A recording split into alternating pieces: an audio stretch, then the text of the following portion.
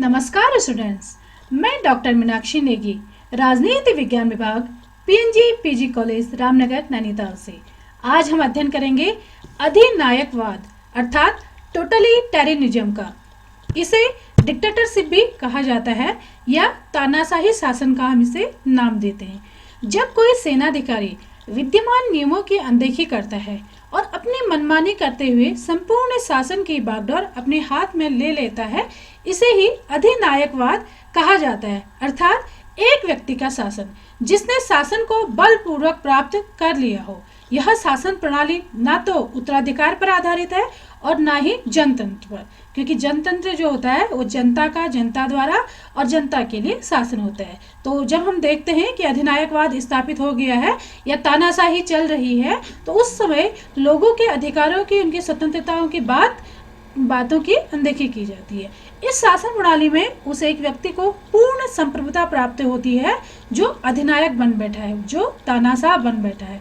वह किसी और सत्ता के प्रति उत्तरदायी नहीं होता है। वह अनियंत्रित रूप से विधान को अपने अनुसार परिवर्तित करते रहता है। अर्थात जिस समय तानाशाही शासन होता है या तानाशाह कोई बन जाता है, तो ना तो मौलिक अधिकारों की बात होती है, ना ही उनकी रक्षा होती है। अनेक प्रकार की स्वतंत्रताओं पर प्रतिबंध लगा दिया जाता है और यही एक तानाशाही शासन या अधिनायकवाद कहलाता है। आगे हम देखते हैं अधिनायकत्व के प्रकार। जब तानाशाही शासन होता है तो उसके कौन कौन से प्रकार होते हैं। एक तो होता है वैयक्तिक अधिनायकत्व, जिसमें एक व्यक्ति सर्वे सर्वा बन जाता है और उसी के द्वारा कुछ लोगों को नियुक्त किया जाता है और निर्णय वो अकेले लेता है। दूसरा है सामूहिक अधिनायकत्व, जिसमें कई वर्ग शक्तियां तो होती हैं, लेकिन वे किसी एक अधिनायक या एक तानाशाह के प्रति उत्तरदायी होते हैं। कार्य वो करते हैं लेकिन उस तानाशाह के अधीन रहकर ही कार्य करेंगे। सभी महत्वपूर्ण एकाधिकारवादियों में धार्मिक सांप्रदायिकता होती है, मतलब वे किसी धर्म के प्रति तल्लीन होते हैं या लोगों को अपने अनुसार किसी धर्म को मानने के लिए वे बाध्य करते हैं। उत्साह के साथ प्रवर्तक की पूजा की जाती है। इसमें जो भी जिस देश में तानाशाही शासन होगा तो उस तानाशाह की पूजा वहाँ के रहने वाले लोगों के द्वारा करवाई जाती है, उसी को देवता के रूप में मानते हैं। जर्मनी के हिटलर, इटली के मुसोलिनी, रूस के लेनिन और स्टालिन, चीन के माओ, लीबिया के गद्दाफी, इराक में सद्दाम हुसैन, पाकिस्तान के मोहम्मद जिया उल हक, मिस्र के Hosni Mubarak, general Pervez Musharraf, ये भी पाकिस्तान के थे। तो ये कुछ तानाशाहों के नाम हैं। वर्तमान परिदृश्य में आप देखें या वर्तमान समय में आप देखें कि किम जोंग उन, यह उत्तर कोरिया के तानाशाह हैं जो वर्तमान में हैं। अभी 2002 में अमेरिका ने ईरान व इराक के साथ इस देश को, जो उत्तरी कोरिया है, उसको भी एक्सेस ऑफ एविल अर्थात बुराई की धुरी घोषित किया। उन्होंने कहा कि जो ईरान, इराक और उत्तर कोरिया है, ये पूरी दुनिया में बुराई को व्याप्त करने का प्रयास कर रहे हैं और आतंकवाद का जो बोलबाला है या आतंकवाद को जो मदद मिल रही है, उसमें ये तीनों देश भागीदारी निभा रहे हैं। और वैश्विक अर्थव्यवस्था में भी जो उत्तरी कोरिया है वो अपनी हठ धर्मिता के कारण अलग है, अपनी तानाशाही के कारण उस अर्थव्यवस्था से वह अलग है। अधिनायकवाद शब्द का सर्वप्रथम प्रयोग रोम में देखने को मिलता है, क्योंकि जिस समय कोई आपदा आती है, चाहे वो आपदा विदेशी आक्रमण के रूप में हो, युद्ध के रूप में हो या फिर कोई प्राकृतिक आपदा हो, उस समय इस तरह के शासन को वरीयता दी जाती थी, अच्छा माना जाता था। डिक्टेटरशिप में तानाशाह के कोई सलाहकार नहीं होते हैं, मतलब वो अपनी मर्जी से शासन करता है और किसी के दबाव में वो कार्य नहीं करता, वो संपूर्ण संप्रभु होता है। रोम में संकट काल में शासक एक, जो शासन व्यवस्था थी और जो शासक था वो केवल एक उसमें हो जाता था और उसी के हाथ में सारी शासन व्यवस्था चली जाती थी। शासन सेना के हाथ में चली जाती थी और व्यवस्था पूरी जो एक शासक होता था उसी के अधीन होती थी। जब लोगों ने देखा कि इस प्रकार की जो शासन व्यवस्था है वो हमें कठिनाई के समय में हमारी सहायता कर रही है, क्योंकि जिसमें युद्ध होता है या आपातकाल होता है उसमें तुरंत निर्णय लेने की आवश्यकता होती है, तो तुरंत अगर एक शासक है और वो अपनी मर्जी से निर्णय ले भी सकता है, उनको लागू भी कर सकता है, तो वो शासन अच्छा माना जाता है। तो लोग इस शासन को अच्छा मानने लगे और इसके अभ्यस्त हो गए।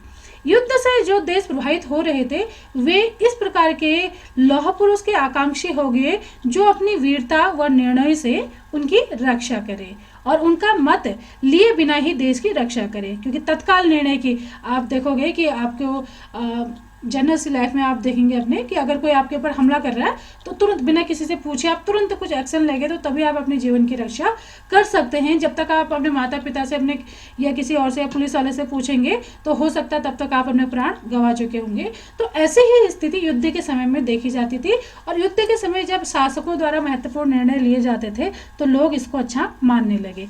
इस प्रकार वह एकाधिनायक स्वयं राष्ट्र का प्रतीक बन गया।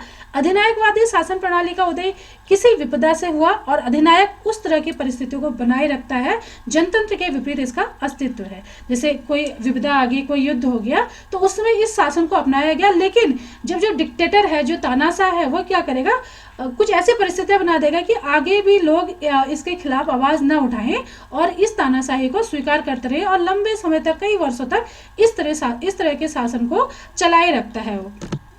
अधिनायक तंत्र के गुण, कुछ इसके गुण देखते हैं या कुछ इसकी व्यवहारिकता देते हैं जिसके कारण लोग इसको अच्छा मानते हैं। अधिनायकवाद के व्यवहारिक गुणों के कारण लोकतांत्रिक राज्यों में कुछ लोगों की मनमानी से उभरकर इस तरह के शासन की मांग की। बहुत सारे लोकतंत्र ऐसे हैं विश्व के जिसमें जो प्रतिनिधि भेजे जाते हैं, जैसे अप्रत्यक्ष लोकतंत्र में कई बार वो लोगों के हितों के लिए कार्य नहीं करते हैं। तो इस तरह के लोकतंत्र में लोगों द्वारा यही माना गया कि जो तानाशाही शासन है या जो अधिनायकवादी जो शासन है वो अच्छा है।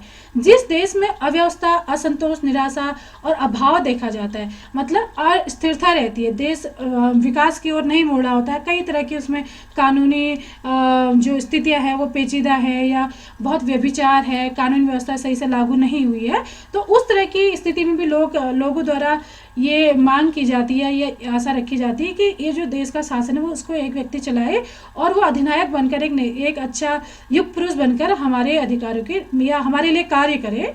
आज भी कई देशों की जनता इसका समर्थन करती है। उदाहरण के लिए आप उत्तर कोरिया को ले लीजिए।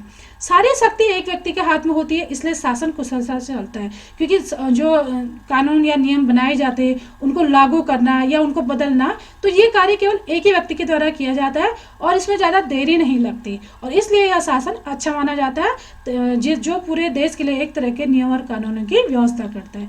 लोगों में शासक का भय रहता है, अपने कार्य को समय से करते। अब लोकतंत्र में देखिए कई बार क्या देखा जाता है कि आप गवर्नमेंट एम्प्लॉई हैं, तो अगर आप वर्क कर रहे तब भी आपको पे मिल रही है, नहीं कर रहे तब भी आपको पे मिल रही है, तो कई बार हम अपने काम को दूसरे दिन पर टाल देते हैं। लेकिन जो ये डिक्टेटरशिप है, जो तानाशाही शासन में है, हर कोई व्यक्ति चाहे प्रशासक या जो भी है, जो भी अधीन है या जो भी लोग हैं जिनको जो काम सौंपा गया है, उनको जिस समय पर कहा गया है उसी समय पर वो अपना कार्य पूरा करके देते हैं, क्योंकि तानाशाह का भय उनके मन में रहता है। अगर आपसे कहा जाए कि आप इतनी तारीख तक, जैसे आपसे कहा जा रहा है कि इतनी तारीख तक आप असाइनमेंट जमा कीजिए, अगर आप जमा नहीं करेंगे तो इसका मतलब आप जो ऑनलाइन क्लासेज हैं उनमें उपस्थित नहीं माने जाएंगे, तो तुरंत आप उस काम को करके दे रहे हैं। या फिर डंडे के बल पर कार्य कराना, जैसे लॉकडाउन में जो आपको कहा गया कि आप लॉकडाउन का पालन कीजिए, अन्यथा आपको इस तरह की सज़ा दी जाएगी या आपको आपके ऊपर जो कोरोना वायरस है उसका प्रकोप हो सकता है, उससे आप संक्रमित हो सकते हैं। तो आपके सिर पर एक दबाव सा बन गया, एक कोरोना का भय सा बन गया कि हमें बाहर नहीं निकलना, अंदर रह के हमें सुरक्षित रहना है। तो इस तरह का भय जो डिक्टेटरशिप है, जो तानाशाही शासन है, उसमें लोगों के हृदय में रहता है और अपने कार्य को बहुत तल्लीनता से, बहुत ईमानदारी से वो करते हैं। एक नेता ये एक योजना होने के कारण देश का विकास तेजी से होता है, आर्थिक साधनों का समुचित विकास होता है, दलों व विरोधियों का दमन किसी भी तरीके से किया जाता है, बहुत ही ज़्यादा क्रूर तरीके से विरोधियों का दमन इस शासन में किया जाता है और ज़्यादा विरोधी किसी भी राष्ट्र में उत्पन्न नहीं होते। देश के सारे साधन विकास में लगाए जाते हैं, यह देश में एकता हेतु सहायक है। हिटलर और मुसोलिनी इसी तरह जर्मनी और इटली को एकता के सूत्र में बांधने में सफल रहे। नागरिक बंधुत्व और राष्ट्रीयता की भावना विकसित करने में यह प्रणाली सहायक है।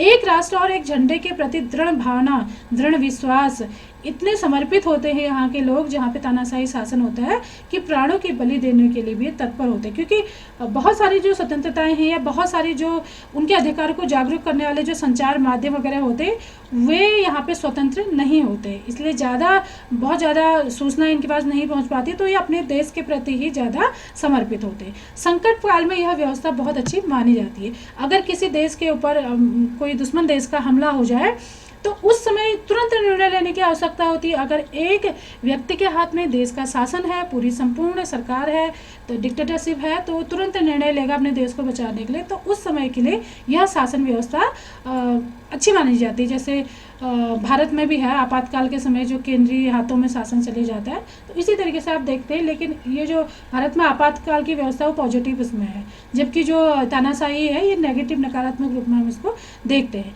रूस, जर्मनी, चीन, इटली, टर्की और स्पेन का इतिहास इसका गवाह है। जैक्सन ने अपनी पुस्तक यूरोप सिंस द वॉर में लिखा, स्पेन वासियों के इतिहास में यह पहला अवसर है जबकि रेलें समय पर चली, अधिनायक के अधीन व्यापार और उद्योग समृद्ध हुए, कृषि फली फूली, जो श्रम है वो संकट से दूर हो गए। अर्थात जो भी कार्य हुआ, जिस समय स्पेन में जो डिक्टेटरशिप स्थापित था, उस समय सारे कार्य बहुत अच्छे से हुए। यह मानव स्वभाव के अनुकूल है। मानव अपने हितों की रक्षा चाहता है, और दूसरा, जब तक मानव के ऊपर किसी चीज़ का भय नहीं होता तो वो किसी कार्य को बहुत जल्दी नहीं करता। तो ये मानव के जो स्वभाव है उसको बांधने का कार्य इसके द्वारा किया जाता है।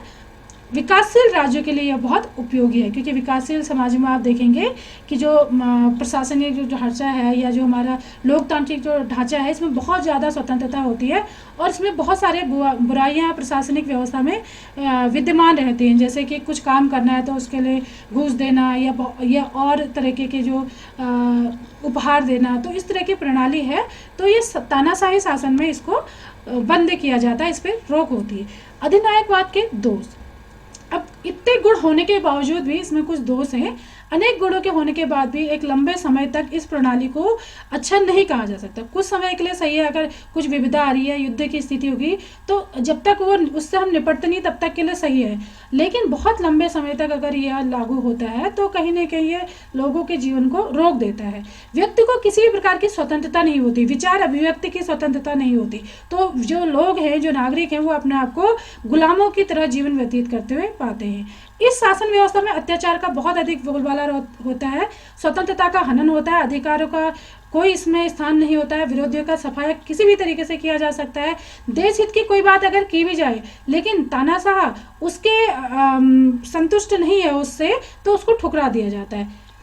कैदी की तरह मानव का जीवन रहता है, विचार अभिव्यक्ति की स्वतंत्रता नहीं होती, भ्रमण की स्वतंत्रता नहीं होती है, तो लोग अपने आप को बहुत ज़्यादा इसमें बंधा पाते हैं। इस प्रकार हम देखते हैं कि तानाशाही शासन अपनी बुराइयों के कारण आज के दौर में किसी भी नागरिक को शायद ही पसंद हो। बुश ने तो यहाँ तक कहा कि उत्तरी कोरिया को एक ऐसी ताकत बताया था उन्होंने, जो अपने नागरिकों को भूखा रखकर मिसाइलें समेत बड़े पैमाने पर जनसंहार के हथियार हासिल करने का प्रयास कर रहा है। उसको ये कबूल है कि उत्तर कोरिया को, कि वो लोग तो भूखे रहे, लेकिन जो मिसाइल वो बना रहा है, जो युद्ध के संसाधन वो एकत्रित कर रहा है, वो बंदे नहीं होने चाहिए। तो इस तरीके से हम देखते हैं कि कुछ बुराइयां भले ही इसमें हैं, तो यह मानव जीवन को अवरुद्ध कर देता है और मानव की स्वतंत्रताओं का, उनके अधिकारों को यह रोक देता है। इस प्रकार अधिनायकवाद किसी भी परिस्थिति में वर्तमान समाज में, वर्तमान तकनीकी के युग में स्वीकार्य नहीं हो सकता है। इसी के साथ आज का लेक्चर समाप्त होता है। धन्यवाद।